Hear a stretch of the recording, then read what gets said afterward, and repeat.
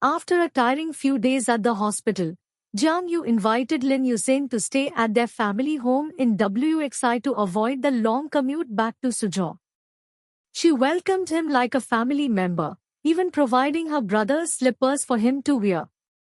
While helping him settle into the guest room, Ni Zigwang expressed her guilt over how her father, Ni Chengyue, had treated him. Despite Lin Yusen's dedicated efforts to review medical records and surgical plans, her father remained ungrateful and harsh. Lin Yusen, however, was untroubled. He suggested that he should accompany Zigwang to the hospital more often to act as a buffer, noting that Ni Chengyue's preoccupation with face would likely prevent him from lashing out in front of an outsider. He reassured her that as a couple, they should rely on each other, and he would only feel hurt if she kept him at a distance.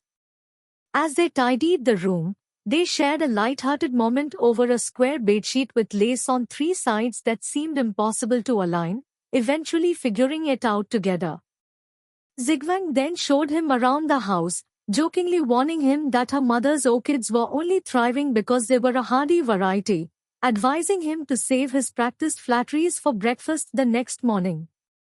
Later that night, Zigwang received a text from her father apologizing for his temper and reaffirming his love. Though she felt for his illness, she found it difficult to simply reply that everything was fine. Sensing her conflict, Lin Yusen took her for a walk and shared a painful memory. He recounted sitting outside the hospital entrance until dawn when his grandfather had surgery years ago, paralyzed by the recent loss of his father and his own complicated emotions. He told her of the vow he made then to ensure those he loves never have to suffer through moral or emotional turmoil because of him. Deeply moved, Zigwang promised to offer him the same protection. The following morning, the couple headed back to Suzhou for work. On the way, Zigwang's grandmother called to apologize for Ni Chengyue's earlier behavior. She noted that he had calmed down and was finally reflecting on his actions.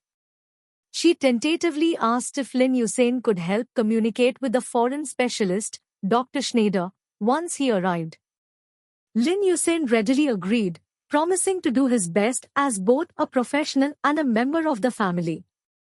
A month later, Ni Chengyue's surgery was successfully completed.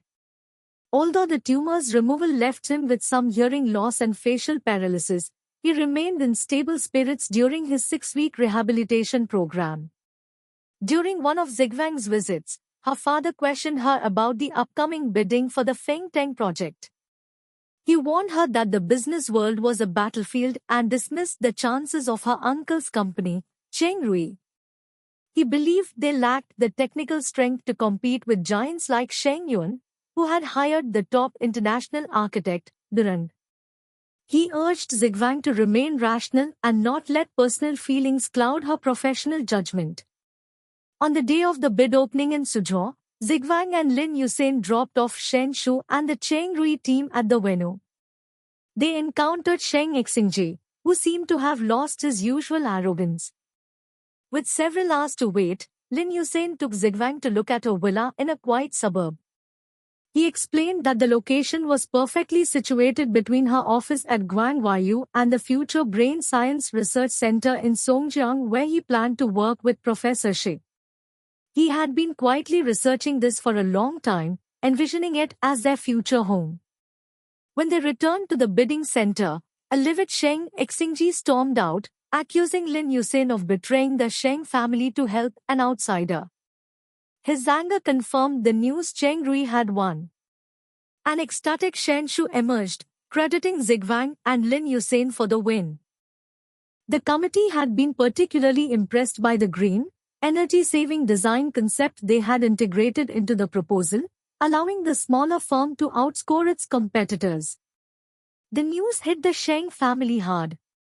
Old Mr. Sheng was deeply disappointed in Sheng Bokai and Sheng Xingji, realizing they had been outmaneuvered despite the resources of the entire group. He lamented having no worthy successor. Meanwhile, Ni Chengyue felt a sense of pride upon hearing that his daughter had played a key role in snatching the project away from Sheng Xingji. Feeling empowered to clear the clutter from his life, he instructed his assistant to handle the unpaid property fees for his villa in South City and put it on the market immediately. He was done indulging Qian Fangping and her family, deciding it was finally time to move forward.